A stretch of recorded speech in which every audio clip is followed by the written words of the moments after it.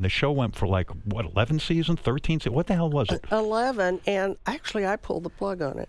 Why? I'd look at a sketch in the 11th year and I'd say, we did this. It just all seems too familiar. We did something like it. And I felt we were, and I wanted to quit before they went, go away. Was comedy changing at that point? Because then you saw the birth of Saturday Night Live. And it's funny, those guys in a lot of ways cite your show. Lorne Michaels has said, in some ways we wanted to be different than Carol Burnett. One of their rules was you cannot laugh during a sketch. They wanted to be different because you guys would break each other up. Well, it was never on purpose. It never was forced. I wanted it to be like a live show. Mm-hmm. So, unless the scenery fell down and hit us in the head, let's keep going. And also, we would tape an hour and 15 minutes.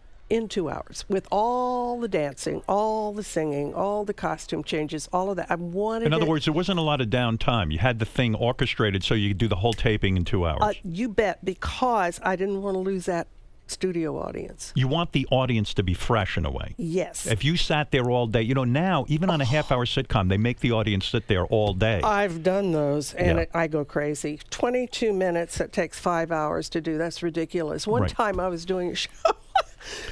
We were right in the middle of a sketch, and it was going great. And we hear, cut. And I said, what's wrong? It's okay. A picture was crooked behind us. Oh.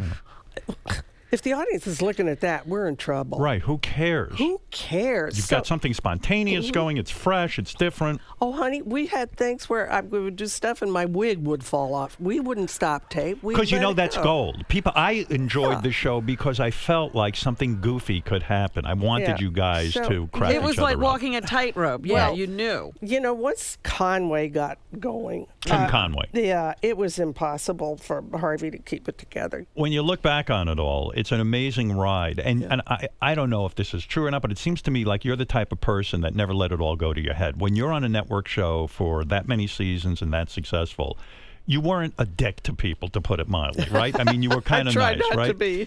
You were nice to people. When I would do Norma Desmond or do Charo or do, somewhere where I could go and scream, I was so calm the rest of the week. You got a lot of your crap out. Whatever it was. See, I have a theory that the body doesn't know when you're acting. Right. So that when you scream or yell as a character, you're still releasing a lot of crap. Mm-hmm. That you're getting it out anyway. Yeah. So if I get angry now once in a while, I'll just go to a room and do the Tarzan yell, and I feel better. By the way, the Tarzan, you did that really well too. The Tarzan yell was so brilliant because I always thought I could do a good Tarzan yell. My father loved Tarzan, and we'd watch it, and he used to do the yell and everything. See, you're saying it the way I said it, Tarzan. Tarzan. Yeah. But Tarzan, that was actually a recording of 18 different sounds on top of one another. I know. So when you were doing an impression of it, you were really doing something almost impossible, right? But I was always, That's pretty good. Not terrible, right? That's terrific. Thank God.